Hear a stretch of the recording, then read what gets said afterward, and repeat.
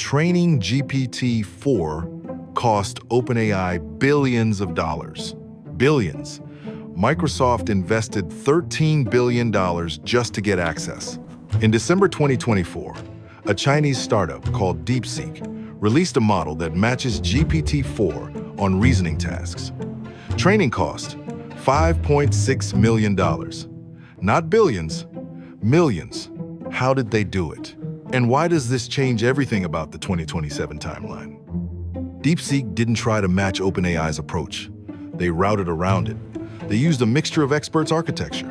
Instead of activating the entire model for every query, DeepSeek activates only the relevant parts.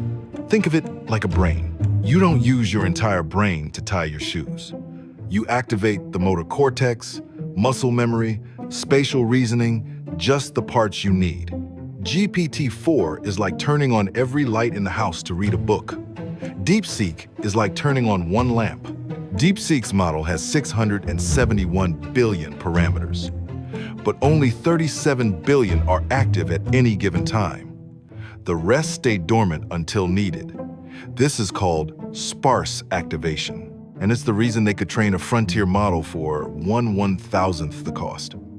OpenAI trained GPT-4 on NVIDIA H100 GPUs, the most expensive, most powerful chips in the world. Estimated cost, over $100 million just in compute. DeepSeek trained on older, cheaper GPUs, some of them Chinese-made chips that cost a fraction of NVIDIA's. Total training cost, $5.6 million. But does it actually work? DeepSeek R1, their reasoning model, scored 79.8% on the AIM 2024 math benchmark. That's graduate-level competition mathematics. GPT-4o scored around 90%. Claude 3.5 Sonnet scored 58%.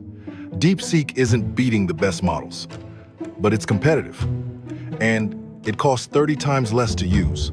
On real-world coding tasks, DeepSeek outperformed GPT-4 on Python, 87.3% versus 85.6%. This isn't a beta model trying to become a player in the AI space. It's a frontier model trained for a fraction of the cost, and they open-sourced it. MIT license. Anyone can use it, modify it, and build on it. OpenAI spent billions and keeps GPT-4 locked behind an API. DeepSeek spent millions and gave it away for free. Here's what changes. If you can train a frontier model for $6 million instead of $6 billion, the number of players in the race just exploded. It's not just OpenAI, Anthropic, and Google anymore. Universities can do this. Well-funded startups can do this. Governments that couldn't compete with US hyperscalers can suddenly afford to play. And if training costs drop 1000x, training time compresses too. OpenAI spent months training GPT-4. DeepSeek trained their model in weeks. Iteration speed just accelerated. The feedback loop between build model and test model and improve model just got exponentially faster.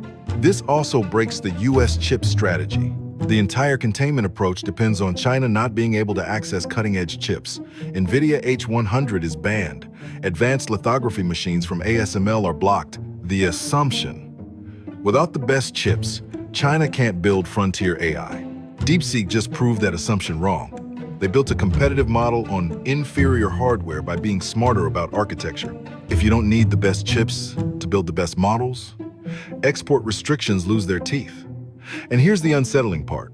We know DeepSeek trained this model for $6 million because they published the paper. They told us how many other labs in China, in the US, in countries we're not even tracking, are training models right now and not publishing.